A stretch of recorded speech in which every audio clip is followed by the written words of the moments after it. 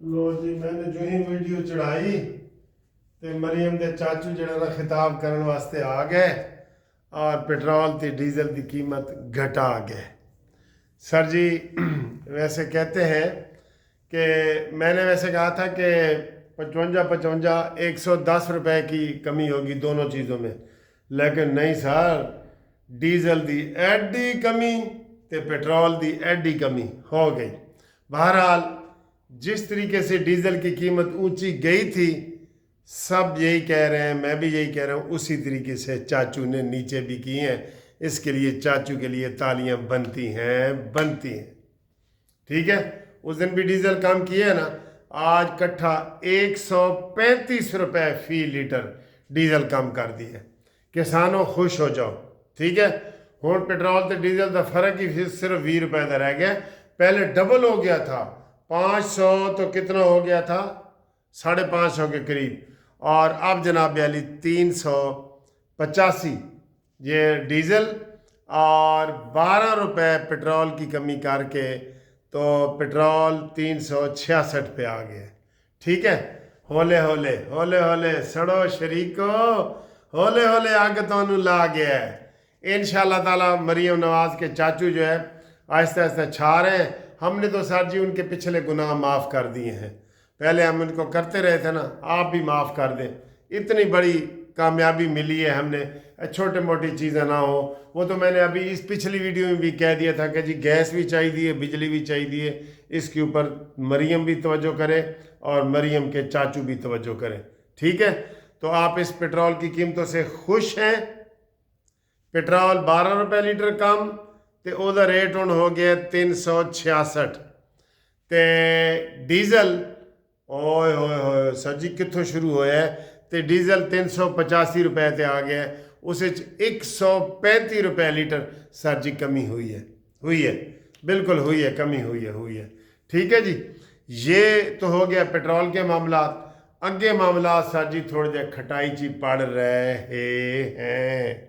अब कह रहे हैं कि जो ही अमेरिका के 3 जहाज पाकिस्तान के लिए उड़े हैं और वो आ रहे हैं बरास्ता अमेरिका से आएंगे फ्रांस और फ्रांस से आगे पाकिस्तान। ठीक है जी, और वो सुबह के वक्त ये पहुंच जाएंगे जी। सुबह अगली जो वीडियो बनाएंगे तो ये इधर ये अमेरिकी टीम पहुंच चुकी होगी। लेकिन सर जी लेकिन ये मैं आपको एक बात बता दूं, पहले ये सुन लो।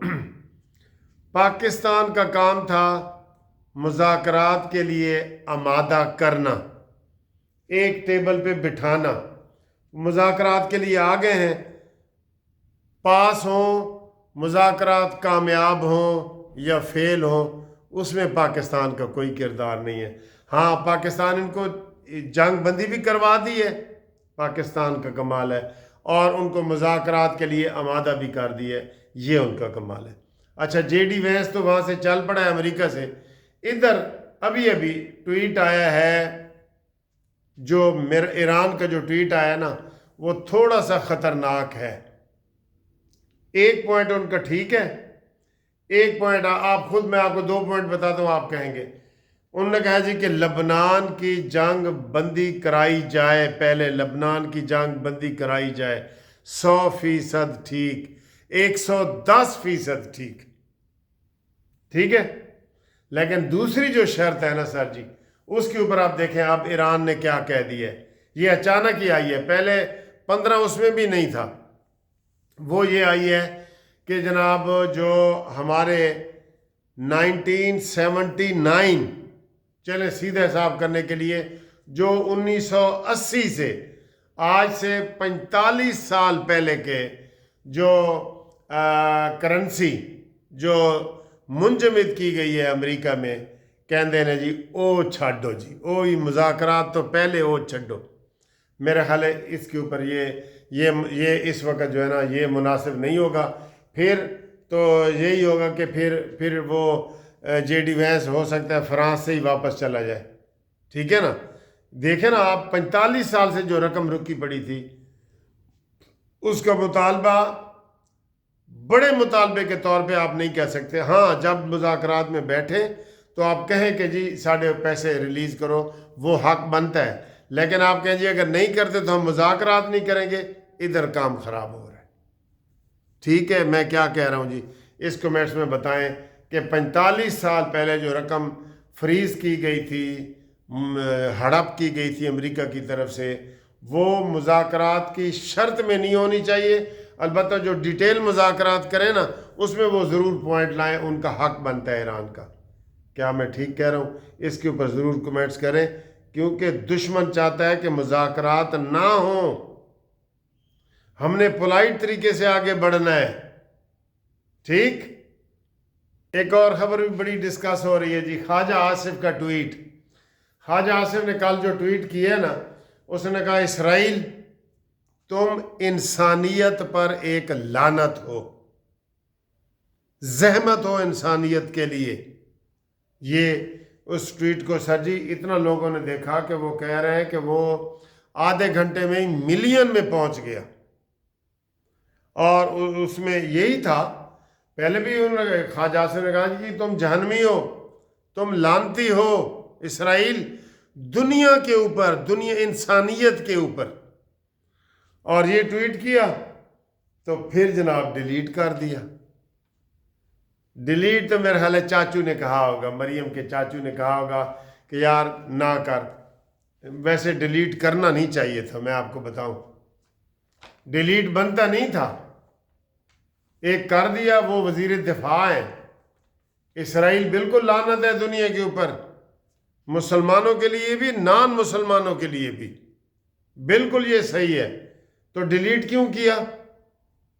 اب اس کا جناب علی وہ جواب دے رہا ہے اسرائیل کہ جناب آپ نے جو ہمارے بارے میں پاکستان نے یہ لعنت اور زحمت والے لفظ استعمال کیے ہیں، یہ غلط ہے، اور ہم احتجاج کرتے ہیں، اور یہ اپنے آپ کو منصف اور ثالث بنا کے پیش کر رہے ہیں، تو یہ نہیں ہونا چاہیے تھا، اس لیے شہباز شریف صاحب نے یہ ڈیلیٹ کروایا ہوگا۔ ظاہر خواجہ آصف نے تو خود نہیں نہ کیا، خود ہی کیا تو کروایا ہوگا نا کسی نے۔ بہرحال یہ ٹویٹ ٹھیک تھا، یہ آپ مانیں گے، ٹھیک ہے۔ اور اگلا جناب عالی کو بتاؤں کہ مذاکرات کہاں ہو رہے ہیں؟ اسلام آباد میں مذاکرات کنونشن سینٹر میں ہو رہے ہیں، اور دھڑا دھڑ صحافیوں کو ویزے دیے جا رہے ہیں، اور سارے صحافی جو ہے نا وہ صبح پہنچ جائیں گے، صبح 9 یا 10 بجے مذاکرات شروع ہو جائیں گے۔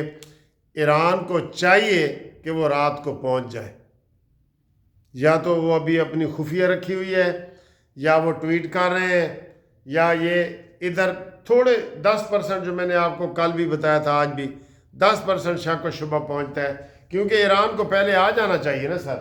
آج وہ ادھر آئے، صبح ناشتہ واشتہ کرے، نماز شماز پڑھ کے تو پھر مذاکرات کے لیے آ جائے، ٹھیک ہے نا۔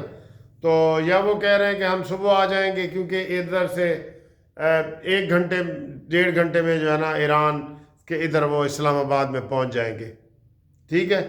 یہی سمجھے نا، آپ کوئٹہ سے ہی آنا ہے نا یار، ہیں تو اس لیے بھی نہیں آ رہا ہے، تو جس کی وجہ سے شک و شبہات ہو رہے ہیں۔